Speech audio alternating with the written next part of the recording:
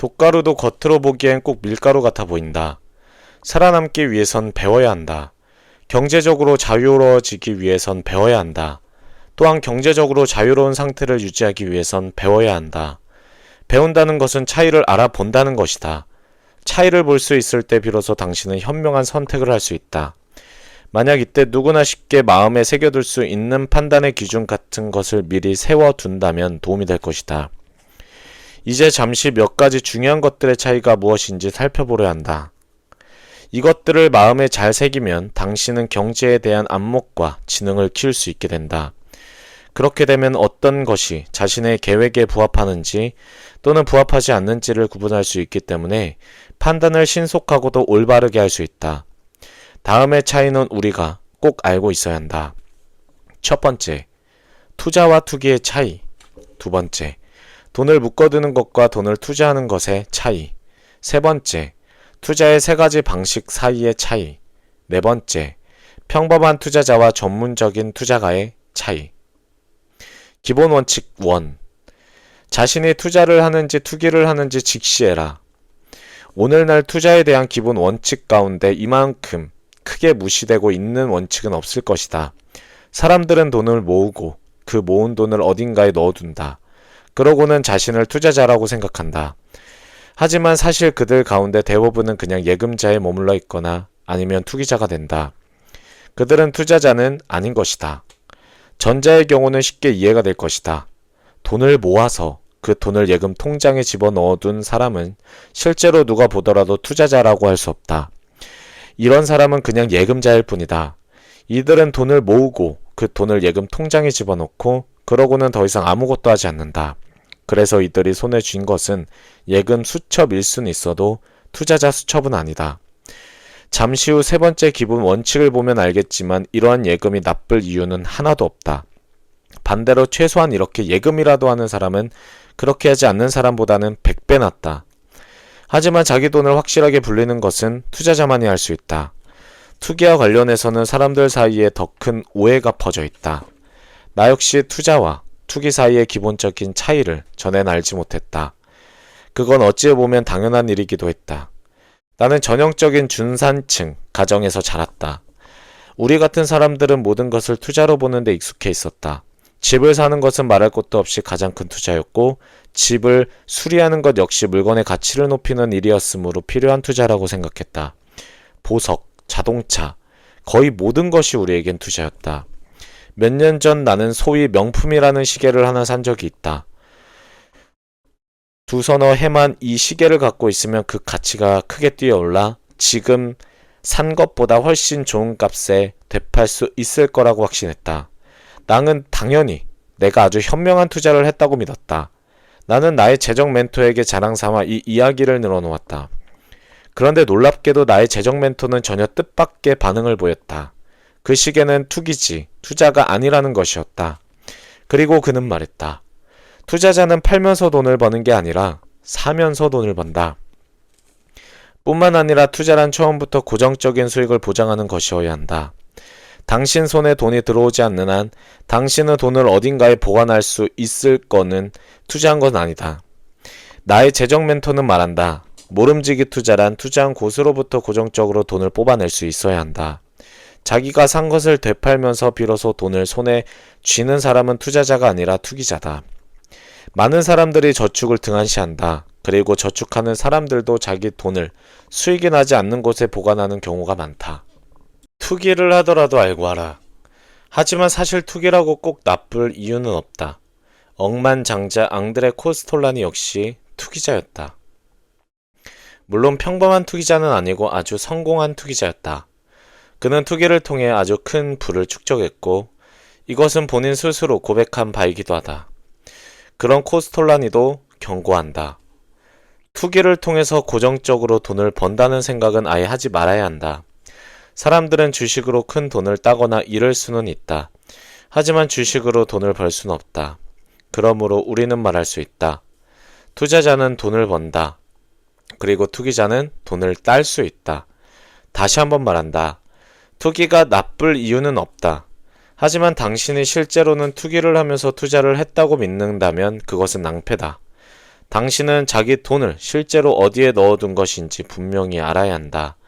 그리고 애당초 생겨날 수도 없는 고정적인 수입을 기대해선 안 된다. 당신은 투기를 해서 성공할 수 있다.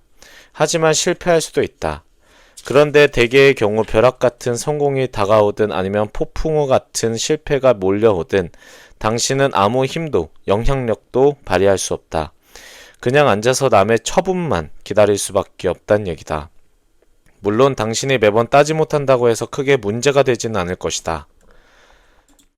여러 번 시도해서 한두 번 크게 먹는 것만으로도 당신은 얼마든지 큰 돈을 손에 쥘 수 있다. 나 역시 수년 전부터 투기를 해오고 있다. 그것은 흥미진진할 뿐 아니라 생각지도 못한 큰 돈을 가져다 주기도 한다. 하지만 나는 거기서 고정적인 수입 같은 것을 기대하지 않는다. 왜냐하면 투기에는 그런 것이 절대로 있을 수 없기 때문이다. 주식과 주식 펀드는 투자가 아니다. 한 번 더 물어보자.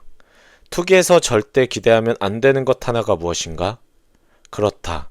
고정적인 수입이다. 그러면 지금 당신은 왠지 모를 거부감 속에 혼란스러워하고 있을지 모른다. 특히 주식이나 주식 펀드를 떠올리면 더더욱 그럴 수 있다.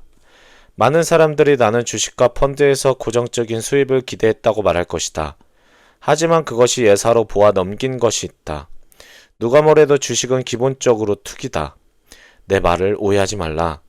나는 여기서 주식과 주식 펀드가 나쁘다는 말을 하는 게 아니다. 그 반대다. 우리는 절대로 주식을 소홀히 생각하면 안 된다. 더 나아가 주식은 우리의 경제 시스템 전체를 유지하는 기본틀이다. 모든 것이 이 틀 위에 세워져 있다. 돈을 가진 사람들이 투자하지 않으면 기업은 새로운 고용을 창출할 수도 새로운 설비와 연구에 투자할 수도 없게 되어 성장 자체가 불가능해진다. 그렇게 되면 일자리는 점점 줄어들고 모든 것이 마비되어 결국엔 이 세계 전체가 붕괴되고 말 것이다. 나 역시 수년 전부터 주식 펀드에 투기하고 있다. 수많은 판단착오와 시행착오가 있었지만 전체적으로 보면 제법 큰 이윤을 남겼다. 최근 몇 년 사이 주식 펀드는 돈을 증식하는 가장 유력한 수단으로 부상했다. 하지만 주식과 주식 펀드는 여전히 투기이고 앞으로도 그렇다. 그것은 투자가 될 수 없다. 왜냐하면 일부 주식 배당금을 받는 것 말고 당신은 주식을 팔고 난 뒤에야 돈을 줄 수 있기 때문이다. 이때 돈을 딸 수 있지만 반대로 돈을 잃을 수도 있다. 주식에 몰빵하지 마라. 그렇기 때문에 당신은 투기를 하더라도 당신이 가진 돈의 일부만 걸어야 한다. 최대 반 이상을 걸어선 안 된다. 앞일이 어떻게 될지는 아무도 정확히 알 수 없다. 그리고 주식을 되팔지 않는 한 당신이 이 투기를 통해서 기대할 수 있는 수익은 아무것도 없기 때문이다. 심하게 말해서 당신이 주식에 몰빵했다면 주식을 되팔기 전까지 당신은 무일 뿐이다. 여기에 아주 결정적인 예외가 있긴 하다. 만약 당신이 착실한 배당금이 보장되는 주식이나 주식 펀드에 투자한다면 그것으로 당신은 외적 위험 요소를 상당 부분 줄일 수 있다. 배당금은 정기적으로 지불되는 수익금이기 때문이다. 그러므로 순전히 배당금을 목적으로 해서 주식을 산다면 그것을 투자라고 할 수 있다. 그 외에 생각할 수 있는 전통적인 투자법은 기껏해야 두 가지밖에 없다. 하나는 수익형 부동산을 매입하는 것이고 다른 하나는 아예 회사를 하나 만드는 것이다. 만약 당신이 좋은 부동산 물건을 하나 잘 고른다면 처음부터 고정적인 수입이 보장될 것이다. 또 스스로 발전 가능성 있는 회사를 만들면 거기서도 고정적인 수입이 얻어질 것이다. 하지만 그건 쉬운 일이 아니다. 그러기 위해선 그 분야에 대해서 잘 알아야 한다. 탁월한 투자법을 배우려는 사람은 그를 위해 많은 시간을 투자해야 한다. 이런 투자를 게을리하는 사람에게 투자 펀드는 계속 흔들리는 관역으로 남게 된다. 이 경우 현금이라는 실탄이 쓸데없이 허공에 낭비될 것은 불을 보듯 뻔한 일이다. 투기자는 장사꾼이다. 투기자는 정확히 말해서 장사꾼이다. 많은 사람이 자신을 투자자라고 생각하지만 사실은 장사꾼인 것이다. 투자자는 갖고 있기 위해 사들인다. 그리고 투자자는 처음부터 돈을 번다. 장사꾼은 가능한 한 좋은 값에 물건을 사서 더 높은 가격에 팔려고 한다. 당신이 닭 한 마리를 산다면 그 목적은 두 가지 가운데 하나다. 하나는 달긴 않는 달걀을 갖기 위해서든가 아니면 더 비싼 값에 양기업자에게 팔기 위해서이다. 두 가지 모두 지식과 식견이 필요하다. 장사꾼은 언제 사고 언제 팔아야 가장 좋은지 알아야 한다. 그것이 꼭 그 물건이 가지는 실제 가치와 상관관계가 있진 않다. 그냥 자신이 사들인 것보다 더 높은 가격에 팔 수 있다면 그것으로 충분하다. 그러므로 장사꾼은 시장을 보고 판단할 줄 알아야 한다.